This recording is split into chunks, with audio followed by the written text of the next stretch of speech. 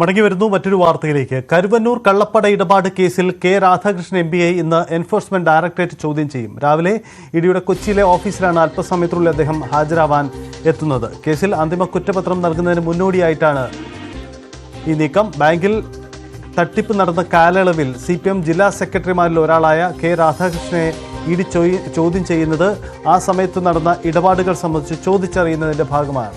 സെക്രട്ടറിയായിരുന്ന MM വർഗീസിനെ നേരത്തെ ചോദ്യം ചെയ്തിരുന്നു. കരുവന്നൂർ ബാങ്കുമായുള്ള CPM ബന്ധം, CPM പാർട്ടി അക്കൗണ്ടുമായി ബന്ധപ്പെട്ട പണമിടപാടുകൾ തുടങ്ങിയ കാര്യങ്ങളിൽ വ്യക്തത വരുത്തുന്നതിന് വേണ്ടിയാണ് മുൻ സെക്രട്ടറിമാരെ ചോദ്യം ചെയ്തത്.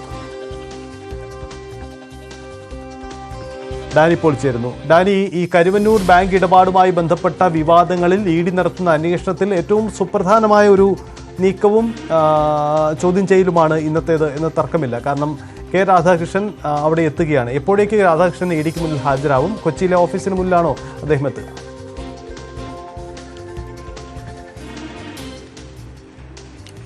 സജിത്ത് 11 മണിയോടുകൂടി കെ രാധാകൃഷ്ണൻ ഹാജരാകുമെന്നാണ് പ്രതീക്ഷിക്കുന്നത്. ആ രീതിയിലുള്ള വിവരമാണ് ഇഡിയിൽ നിന്ന് ലഭിക്കുന്നത്. ഏതായാലും ഇന്ന് അദ്ദേഹം ഹാജരാകും എന്ന് ഉറപ്പാണ്.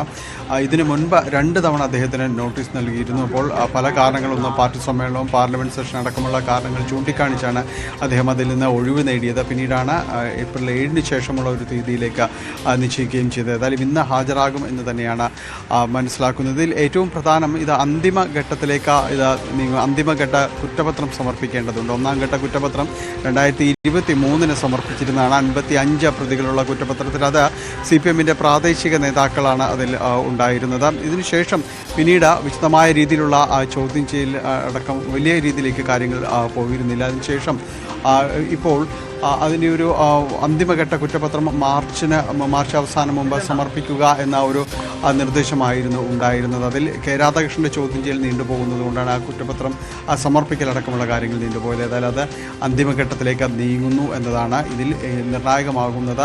ഈ കാലയളവിൽ ഉണ്ടായിരുന്ന 2014 മുതൽ 20 വരെയുള്ള കാലയളവിലാണ് ഈ കരുവന്നൂർ കേസുമായി ബന്ധപ്പെട്ടുകൊണ്ട് കരുവന്നൂരിലെ ഈ ഒരു തട്ടിപ്പ് വലിയ രീതിയിൽ നടന്നതെന്നാണ് കണക്കാക്കുന്നത്. ഈ ഒരു കാലയളവിൽ 3 ജില്ലാ സെക്രട്ടറിമാരാണ് CPM-ന് ഇവിടെ തൃശ്ശൂർ ഉണ്ടായിരുന്നത്. അതിൽ 2 പേരുടെ വിശദമായ ചോദ്യം ചെയ്യൽ അടക്കം കഴിഞ്ഞ AC മൊയ്തീൻ്റെയും അതോടൊപ്പം തന്നെ MM വർഗീസിൻ്റെയും ചോദ്യം ചെയ്യലടക്കം പൂർത്തിയായിരുന്നു. ഇനിയുള്ളത് കെ രാധാകൃഷ്ണൻ ചുരുങ്ങിയ കാലയളവാണ് ഈ കാലത്ത് ഉണ്ടായിരുന്നെങ്കിലും അദ്ദേഹത്തിൻ്റെ ചോദ്യം ചെയ്യലും അനിവാര്യമാണ്. ഇതിൽ ഏറ്റവും പ്രധാനമെന്ന് പറയുന്നത് ഇതിൽ ജില്ലാ നേതൃത്വത്തിൻ്റെ അടക്കം അറിവോടെയാണ് ഈ തട്ടിപ്പ് നടന്നിരിക്കുന്നത് എന്നതെല്ലാം തന്നെ ഈ ഒരു അന്വേഷണത്തിൻ്റെ ഭാഗമായിട്ട് ഇഡിയുടെ ചില കണ്ടെത്തലുകളുണ്ട്. അതിന് സാധൂകരിക്കുന്ന രീതിയിലുള്ള ഏതെങ്കിലും മൊഴിയോ മറ്റു കാര്യങ്ങളോ ഉണ്ടെങ്കിൽ ഈ ജില്ലാ നേതൃത്വത്തിൽ പ്രധാനികൾ തന്നെയും ഇതിൽ പ്രതിയാകുന്ന ഒരവസ്ഥയാണ്. ഏരിയ കമ്മിറ്റി സെക്രട്ടറിമാരടക്കം ചോദ്യം ചെയ്യലുണ്ടായിരുന്നു. അപ്പോൾ 2ാം ഘട്ട കുറ്റപത്രം അതിൽ അന്തിമഘട്ട കുറ്റപത്രത്തിലായിരിക്കും ഇതിൽ ഏറ്റവും കൂടുതൽ ഇത് പ്രതിഫലിക്കുക. അതിൽ CPM-ന്റെ മുതിർന്ന നേതാക്കളടക്കം പ്രതിപട്ടികയിലേക്ക് വരുമോ എന്നതെല്ലാം തന്നെ അന്തിമഘട്ട കുറ്റപത്രത്തിലാണ് അറിയാനായിട്ട് സാധിക്കുന്നത്. അതിൻ്റെ നടപടിക്രമങ്ങളുടെ ഭാഗമായിട്ടാണ് ഇപ്പോൾ കെ രാധാകൃഷ്ണൻ ചോദ്യം ചെയ്യുന്നത്. അദ്ദേഹം അല്പസമയത്തിനകം ഇവിടെ സോണൽ ഓഫീസിൽ എത്തിച്ചേരുമെന്നാണ് പ്രതീക്ഷിക്കുന്നത്. സജിത്ത്, കരുവന്നൂർ ബാങ്ക് ഇടപാട് കേസ് അന്വേഷണം അതിന്റെ അവസാന ഘട്ടത്തിലേക്ക് എത്തുകയാണ്. ഇഡി കുറ്റപത്രം സമർപ്പിക്കുന്നതിന് തൊട്ടു മുമ്പായിട്ടുള്ള അവസാനവട്ട നീക്കമാണ്. കെ രാധാകൃഷ്ണൻ MP അല്പസമയത്തിനുള്ളിൽ ഇഡിയുടെ ഓഫീസിൽ ഹാജരാവും. അതിനുശേഷം കുറ്റപത്രം ഉണ്ടാവും. ഒരുപക്ഷെ വരാനിരിക്കുന്ന തെരഞ്ഞെടുപ്പ് കാലഘട്ടത്തിൽ കരുവന്നൂർ റിപ്പോർട്ടും അതിൻ്റെ തുടർ നടപടികളുമാവും ഒരുപക്ഷെ ഏറ്റവും ചർച്ചയാവുക. ഒപ്പം ഇഡിയുടെ മറ്റൊരു നീക്കം കൂടി ഇന്ന് ഉണ്ടാവുന്നു എന്ന സാഹചര്യം കൂടിയുണ്ട്. സിനിമാ നിർമ്മാതാവും വ്യവസായിയുമായ ഗോകുലം ഗോപാലിനെ എൻഫോഴ്സ്മെന്റ് ഡയറക്ടറേറ്റ് വീണ്ടും ചോദ്യം ചെയ്യാനാണ് തീരുമാനം. 22-ാം തീയതി ഹാജരാവണമെന്ന് ആവശ്യപ്പെട്ട് നോട്ടീസ് നൽകിയിട്ടുണ്ട്. ഇന്നലെ 6 മണിക്കൂർ നേരമാണ് ഗോകുലം ഗോപാലിനെ ചോദ്യം ചെയ്തത്. ഗോകുലം ഗ്രൂപ്പിന്റെ സ്ഥാപനങ്ങളിൽ റെയ്ഡിന് പിന്നാലെയാണ് ഈ ചോദ്യം ചെയ്യൽ നടക്കുന്നത് എന്ന സാഹചര്യം കൂടിയുണ്ട്. വീണ്ടും ഡാനി ഇപ്പോൾ തന്നെ ചേരുന്നു. ഡാനി, ഇന്നലെ ചോദ്യം ചെയ്യലിന് ശേഷം പുറത്തിറങ്ങിയ ഗോകുലം ഗോപാലൻ സ്ഥാപനങ്ങൾക്ക്, ഇത്തരം അന്വേഷണ സ്ഥാപനങ്ങൾക്ക് വിളിച്ചു വരുത്താൻ സ്വാതന്ത്ര്യമുണ്ട്, അവരാവശ്യപ്പെട്ട കാര്യങ്ങൾ ഞാൻ പറഞ്ഞു എന്നതാണ് പറയുന്നത്. സ്വാഭാവികമായി കാര്യങ്ങൾ ഒരു വ്യക്തത വരുത്തി എന്ന പ്രതീക്ഷയിൽ അദ്ദേഹം ഇറങ്ങിപ്പോയി. പക്ഷേ വീണ്ടും നോട്ടീസ് നൽകിയെങ്കിൽ ഇഡിയുടെ ഇനി തുടർ നീക്കം എന്താണ് ഗോകുലം ഗ്രൂപ്പിന്റെ ഇടപാടുകളിൽ ഇത്രയധികം സംശയം ഇഡി കണ്ടെത്തുന്നത്?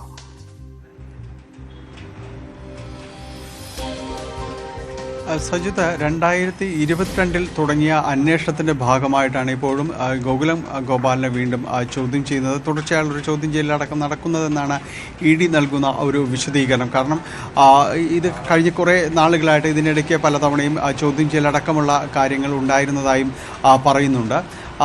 അതിൽ ഏറ്റവും പ്രധാനമെന്ന് പറയുന്നത് കഴിഞ്ഞ ആഴ്ചയിലൂടെ നടന്ന ചോദ്യം ചെയ്യലടക്കമുള്ള കാര്യങ്ങളുണ്ട്. അപ്പോൾ ചോദ്യം ചെയ്യലടക്കം പൂർത്തിയായിരുന്നു. ഇതിൻ്റെ ഒരു പശ്ചാത്തലത്തിലാണ് വീണ്ടും അദ്ദേഹത്തെ വിളിച്ചു വരുത്തുകയും ചില രേഖകൾ പരിശോധിക്കുകയും എല്ലാം തന്നെ ചെയ്തത്. ഇതിൻ്റെ പിന്നീട് അവിടെ ചെന്നൈയിലെ ചോദ്യം ചെയ്യലുണ്ടായിരുന്നു. അതിനുശേഷമാണ് വീണ്ടും കൊച്ചിയിലേക്ക് കഴിഞ്ഞ ദിവസം വിളിപ്പിക്കുകയും 6 മണിക്കൂറോളം ചോദ്യം ചെയ്യലടക്കമുള്ള കാര്യങ്ങൾ നടക്കുകയും ചെയ്തത്. പക്ഷേ അതിനുശേഷവും ഇ ഡി വീണ്ടും അദ്ദേഹത്തിനോട് ഹാജരാകാൻ ആവശ്യപ്പെട്ടിരിക്കുന്നു എന്നതാണ്. 22-ന് ഹാജരാകുകയും വേണം. പക്ഷേ അതിൽ നൽകിയിരിക്കുന്ന ഒരു ഇളവ് എന്ന് പറയുന്നത് ഇ ഡി ആവശ്യപ്പെട്ട ചില വിവരങ്ങളുണ്ട്, ചില വസ്തുതകളുണ്ട്. അത് ബോധിപ്പിക്കാൻ അദ്ദേഹം നേരിട്ട് തന്നെ എത്തണമെന്നില്ല. അദ്ദേഹത്തിൻ്റെ പ്രതിനിധിയായാലും ഇവിടേക്ക് എത്തിയാൽ മതി എന്നൊരു നിർദ്ദേശവും അദ്ദേഹത്തിന് നൽകിയിട്ടുണ്ട് എന്നാണ് മനസ്സിലാക്കാൻ സാധിക്കുന്നത്. പ്രധാനമായും അന്വേഷണം നടക്കുന്നത് ഈ ഫെമ നിയമങ്ങളുടെ ലംഘനം, ഈ വിദേശ നാണ്യ വിനിമയ ചട്ടങ്ങളുടെ ഒരു ലംഘനം ഗോകുലം ഗ്രൂപ്പ് നടത്തിയിട്ടുണ്ട്. അത് ചിട്ടി കമ്പനിയുടെ മറവിൽ വലിയ രീതിയിൽ തന്നെ ഏതാണ്ട് 500 കോടിയിൽ പരം രൂപയുടെ ഒരു നിക്ഷേപം സ്വീകരിച്ചതായിട്ടടക്കമുള്ള കാര്യങ്ങൾ ഇ ഡി കണ്ടെത്തിയിട്ടുണ്ട്. അതിൽ കൂടുതൽ വ്യക്തത വരുത്തേണ്ടതുണ്ട്, കൂടുതൽ അന്വേഷണം നടത്തേണ്ടതുണ്ട്. ഒപ്പം തന്നെ കഴിഞ്ഞ തവണ നടത്തിയ പരിശോധന ഏതാണ്ട് 1.5 കോടിയിലധികം രൂപ കണക്കിൽപ്പെടാതെയും കണ്ടെടുത്തിട്ടുണ്ട്. അപ്പോൾ ഇത്തരം കാര്യങ്ങളിലുള്ള വ്യക്തമായ രീതിയിലൊരു വിശദീകരണം അടക്കം നൽകേണ്ടതുണ്ട് എന്നാണ് പറഞ്ഞിരിക്കുന്നത്. കഴിഞ്ഞ തവണ ഇന്നലെ നൽകിയ മൊഴിയുടെ വിശദാംശങ്ങളും ഇ ഡി പരിശോധിക്കുന്നുണ്ട്. അതുകൂടി പൂർത്തിയാക്കിയതിന് ശേഷമായിരിക്കും ഇതനുസരിച്ചുള്ളൊരു ചോദ്യാവലി അടക്കം തയ്യാറാവുന്നത്. അതിനുശേഷം ഇതിന് വ്യക്തമായ ഒരു ഉത്തരം ആവശ്യപ്പെടുന്ന രേഖകൾ ഇതിന് ആനുപാതികമായ രേഖകളടക്കം സമർപ്പിക്കാൻ ആവശ്യപ്പെടും. അതിൽ മേലുള്ള വിശദീകരണം അടക്കം നൽകേണ്ടതുണ്ട്. കഴിഞ്ഞ ദിവസം തന്നെ ഗോകുലം ഗോപാലൻ ഈ കാര്യങ്ങളിൽ പറഞ്ഞിരിക്കുന്ന കാര്യങ്ങൾ തൻ്റെ ഈ ഒരു ഗ്രൂപ്പിൻ്റെ കീഴിൽ നിരവധിയായ സ്ഥാപനങ്ങളടക്കം ഉണ്ട്. അത് പലതും താൻ നേരിട്ട പല കാര്യങ്ങളും കൈകാര്യം ചെയ്യുന്നില്ല എന്നതടക്കമുള്ളൊരു വിശദീകരണം നൽകിയിട്ടുണ്ട്. പക്ഷേ അത് അത്രത്തോളം കാര്യമായിട്ട് പോകുന്നില്ല എന്നതാണ്. ഇപ്പോൾ ഇ ഡിയുടെ ഓഫീസിലേക്ക് അല്പസമയത്തിനകം തന്നെ കെ രാധാകൃഷ്ണൻ ഇതുമായി ബന്ധപ്പെട്ടുകൊണ്ട്, അതായത് നേരത്തെ നമ്മൾ പ്രതിപാദിച്ചിരുന്ന വിഷയം കരുവന്നൂർ കേസുമായി ബന്ധപ്പെട്ടുകൊണ്ടുള്ള ചോദ്യം ചെയ്യലിലേക്ക് അല്പസമയത്തിനകം എത്തും എന്നാണ് നമ്മൾ പ്രതീക്ഷിക്കുകയും ചെയ്യുന്നത്. ഏതായാലും ഇ ഡിയെ സംബന്ധിച്ചിടത്തോളം ഇന്ന് കഴിഞ്ഞ ദിവസങ്ങളിലെ ഒരു ചോദ്യം ചെയ്യൽ, അതിനുശേഷം ഇപ്പോൾ കരുവന്നൂർ കേസുമായി ബന്ധപ്പെട്ടുകൊണ്ടുള്ള ചോദ്യം ചെയ്യൽ, ഒരിടവേളയ്ക്ക് ശേഷം കരുവന്നൂർ കേസ് വീണ്ടും അതിൻ്റെ ഒരു നടപടികളിലേക്ക് ഇ ഡി കടക്കുകയാണ് നമ്മൾ കാണുന്നത്. അപ്പോൾ കെ രാധാകൃഷ്ണൻ അദ്ദേഹത്തിൻ്റെ വാഹനം ഇവിടേക്ക് എത്തുന്നു എന്നതാണ് മനസ്സിലാക്കുന്നത്.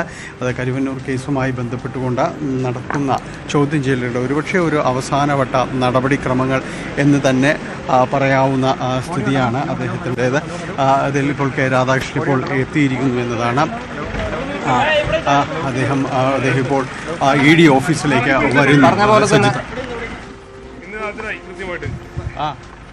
അതിനാവുന്ന ഞാൻ പറഞ്ഞിരുന്നല്ലോ, എല്ലാ ചോദ്യങ്ങൾക്കും മറുപടി കൊടുക്കാനായിട്ടാണ്.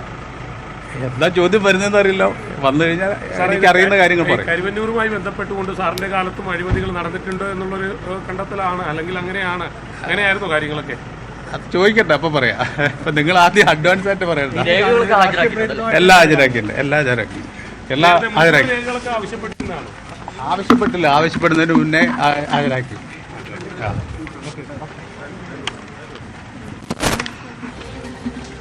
സജിത്ത്, കെ രാധാകൃഷ്ണൻ ഹാജരായിരിക്കുന്നു എന്നതാണ്. അദ്ദേഹം കൃത്യമായി 11 മണിക്ക് തന്നെ ഓഫീസിലേക്ക് എത്തിയിരിക്കുന്നു. അദ്ദേഹം പറയുന്നത് പോലെ എല്ലാ രേഖകളും, അവർ ആവശ്യപ്പെട്ട രേഖകൾ അടക്കം തനിക്ക് നൽകുന്നു. എന്താണ് ഇതിൽ ഇനി അവർ ചോദിക്കാനുള്ളത് ചോദിക്കട്ടെ എന്ന രീതിയിൽ അദ്ദേഹം മറുപടി പറഞ്ഞിരിക്കുന്നു. ഈ കരുവന്നൂർ കേസുമായി ബന്ധപ്പെട്ടുകൊണ്ട് അതിൻ്റെ ഒരു അന്തിമ ഘട്ടത്തിലേക്ക് ഇ ഡി കടക്കുന്നു എന്നതാണ്. അതുമായി ബന്ധപ്പെട്ടുകൊണ്ട് ഒരുപക്ഷെ ഒരു അവസാനവട്ട ചോദ്യം ചെയ്യൽ എന്ന രീതിയിൽ നമുക്ക് പറയാം. കാരണം അതിൽ നേരത്തെ മുൻ സെക്രട്ടറിമാരെ അടക്കം ചോദ്യം ചെയ്തിരുന്നു. അതിൽ AC മൊയ്തീനായാലും അതോടൊപ്പം തന്നെ എം വർഗീസിന് ഏതായാലും ചോദ്യം ചെയ്യൽ ദിവസങ്ങൾ നീണ്ട ചോദ്യം ചെയ്യലുണ്ട്. 2 ഘട്ടങ്ങൾ AC മൊയ്തീൻ ഒരു ഘട്ടമാണ് വന്നത്. പിന്നീട് എം വർഗീസിനെ പലതവണയായിട്ട് ഓഫീസിലേക്ക് ഇവിടെ വിളിച്ചു വരുത്തുകയും ചോദ്യം ചെയ്യുകയും ചെയ്തിരുന്നു. കെ രാധാകൃഷ്ണൻ ഒരു കുറഞ്ഞ കാലയളവാണ് അവിടെ ജില്ലാ സെക്രട്ടറി ആയിട്ട് ഈ ഒരു കാലയളവിൽ ഉണ്ടായിരുന്നത്. എന്തായാലും അദ്ദേഹത്തിൽ നിന്നുകൂടി പൂർണ്ണമായ വിവരങ്ങൾ തേടേണ്ടതുണ്ട്. കാരണം ഇതിൽ കരുവന്നൂർ വിഷയവുമായി ബന്ധപ്പെട്ടുകൊണ്ട് ഏരിയ സെക്രട്ടറിമാരടക്കം ചോദ്യം ചെയ്തിരുന്നതാണ്. പലർ നൽകിയ മൊഴി എന്ന് പറയുന്നതിൽ വൈരുദ്ധ്യങ്ങളുണ്ട് എന്ന് ED ചൂണ്ടിക്കാണിക്കുന്നു. കാരണം ഇതിൽ കൃത്യമായ വിവരങ്ങൾ നൽകാനായിട്ട് പ്രത്യേകിച്ച് ഈ നിക്ഷേപങ്ങൾ സംബന്ധിച്ചും അതോടൊപ്പം തന്നെ വായ്പകൾ സംബന്ധിച്ചുമുള്ള ഒരു പൊരുത്തക്കേടുകളുണ്ട്.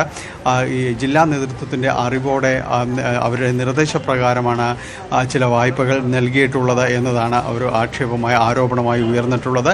അതിന് ആനുപാതികമായിട്ട് അവർക്ക് പ്രത്യുപകാരമായിട്ട് പല രീതിയിലുള്ള നിക്ഷേപങ്ങളും വന്നിട്ടുണ്ട്. ജില്ലാ കമ്മിറ്റിയുമായി ബന്ധപ്പെട്ട പലരിലേക്കും തന്നെ എത്തിയിട്ടുണ്ട് എന്നതെല്ലാം തന്നെയാണ് ആരോപണമായിട്ട് ഉള്ളത്. അപ്പോൾ അത്തരം കാര്യങ്ങൾ 2ാം ഘട്ട കുറ്റപത്രത്തിൽ അത് കൂടുതൽ പ്രതിഫലിക്കാനുള്ളൊരു സാധ്യതയുണ്ട്. CPM-നെ വളരെയധികം പ്രതിരോധത്തിലേക്ക് ഒരുപക്ഷെ കൊണ്ടെത്തിക്കാനുള്ള ഒരു സാധ്യതയും എല്ലാം തന്നെയുണ്ട്. ആദ്യഘട്ട കുറ്റപത്രം 2023 സമർപ്പിക്കപ്പെട്ടതാണ്. അതിൽ 55 പ്രതികളാണ് ഉള്ളത്. അതിൽ പ്രാദേശിക CPM നേതാക്കൾ ഉൾപ്പെടെയുള്ളവർ അതിൽ പ്രതികളായിട്ടുണ്ട്. പിന്നീട് അന്വേഷണം വല്ലാതെ ഇഴയുന്നൊരു കാഴ്ചയാണ് നമ്മൾ കാണുന്നത്.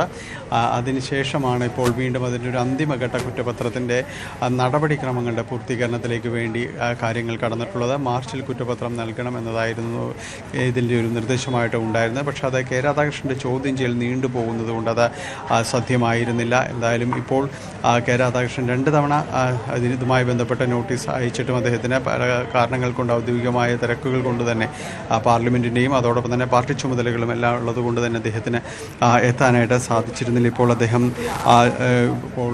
ED ഓഫീസിൽ അദ്ദേഹം 3ാമത് നൽകിയ നോട്ടീസിന് മറുപടിയായിട്ട് അദ്ദേഹം ED ഓഫീസിൽ നേരിട്ട് ഹാജരായിരിക്കുന്നു എന്നതാണ്.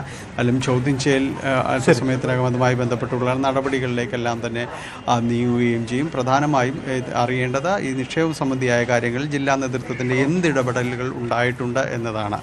സജിത്ത്, യെസ്, അതാണ് സാഹചര്യം. എന്തായാലും കെ രാധാകൃഷ്ണന്റെ ചോദ്യം ചെയ്യൽ എത്ര സമയം നീണ്ടുപോകുമെന്നത് അറിയാം. അല്പസമയത്തിനുള്ളിൽ തന്നെ ചോദ്യം ചെയ്യൽ നടപടികൾ ആരംഭിക്കും. അതിലേക്ക് എത്തുകയാണ്. കെ രാധാകൃഷ്ണൻ അല്പസമയം മുമ്പാണ് ED ഓഫീസിലേക്ക് എത്തി.